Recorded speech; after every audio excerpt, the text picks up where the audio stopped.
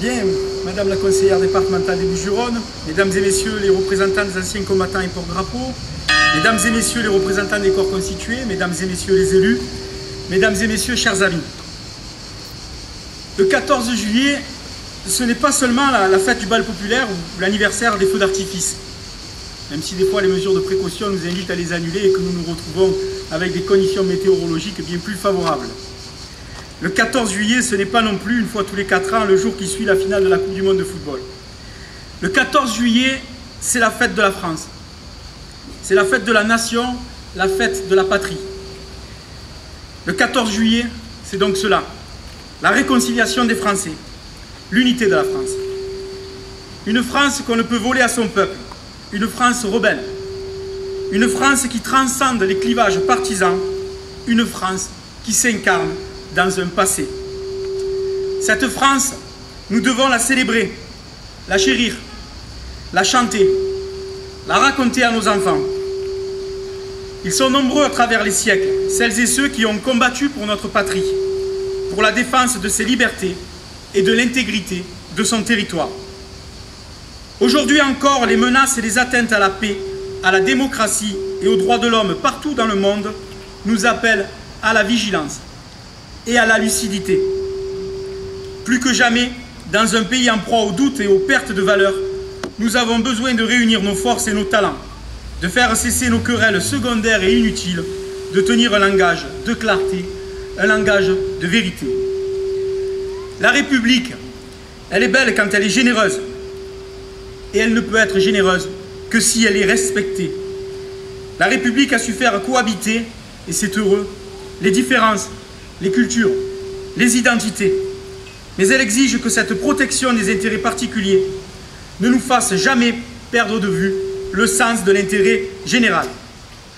Rendons hommage à celles et ceux qui veillent au respect de l'ordre public républicain, à la préservation de notre sécurité quotidienne, sans lesquelles la liberté, l'égalité et la fraternité ne seraient que des formules vidées de leur contenu.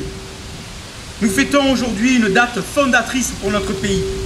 Le 14 juillet est un moment historique, celui de la prise de la Bastille en 1789. C'est aussi et surtout un moment politique, celui de la fête de la Fédération qui s'est déroulée à Paris un an plus tard. Le 14 juillet 1790, les Parisiens se sont réunis sur le Champ de Mars pour marquer leur volonté de concorde nationale. Au milieu d'une foule importante et des députés des 83 départements, le roi a prêté serment à la nation et à la loi. C'est cet esprit de concorde et les valeurs qu'il promeut que nous honorons.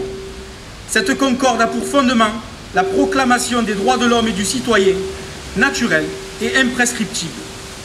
La liberté, le droit au respect de la propriété privée, la sûreté des personnes et des biens, la résistance à l'oppression. Il n'est jamais inutile de rappeler ces droits, encore trop souvent remis en question, bafoués ou méconnus. Cette concorde a aussi pour fondement la République. Le 14 juillet 1789 symbolise l'intervention du peuple dans le déroulement de sa propre histoire. De ce sujet, il devient acteur, agissant de façon autonome sur le cours des événements.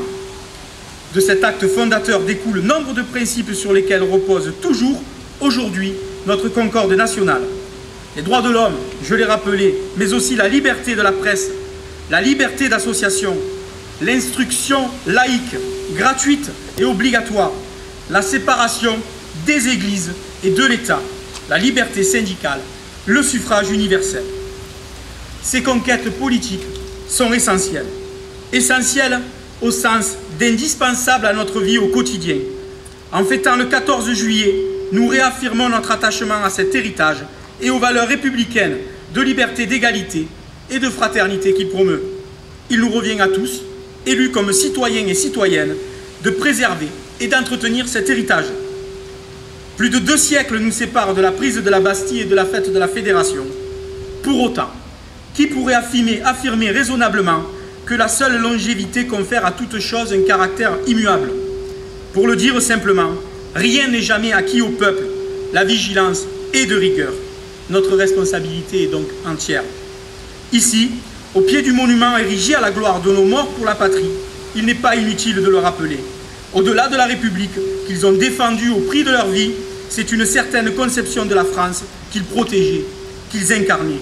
Comme l'a écrit Victor Hugo, la patrie se compose des morts qui l'ont fondée, aussi bien des vivants qui la continuent.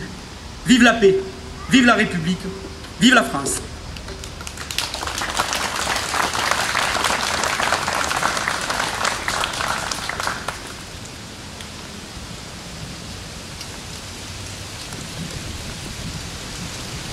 Monsieur Martial Alvarez, maire de Port-Saint-Louis-du-Rhône, dépose une gerbe au nom du conseil municipal.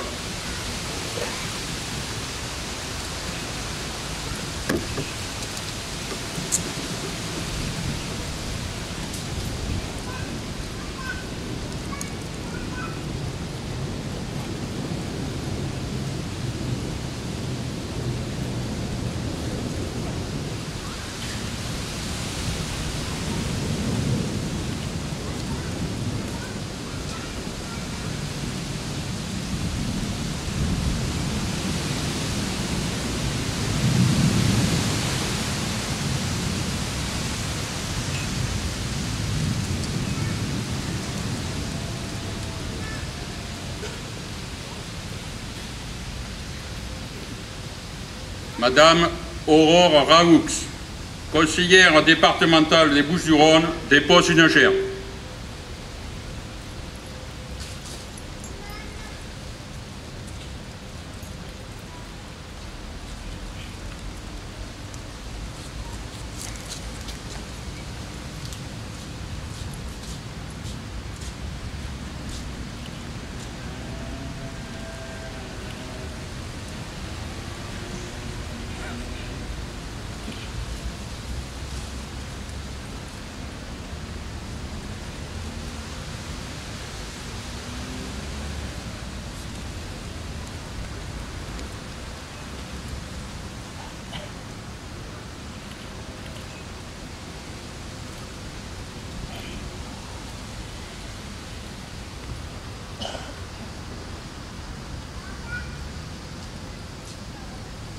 Les anciens combattants et victimes de guerre de Port-Saint-Louis-du-Rhône déposent une gerbe.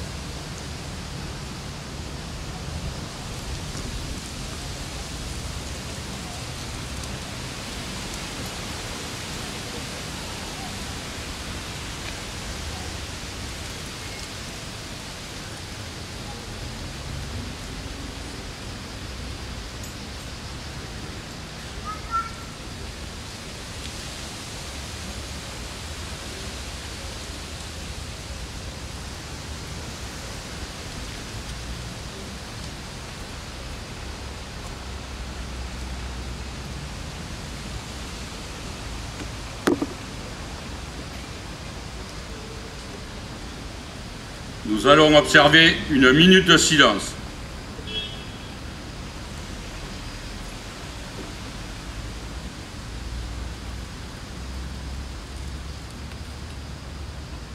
Aux morts!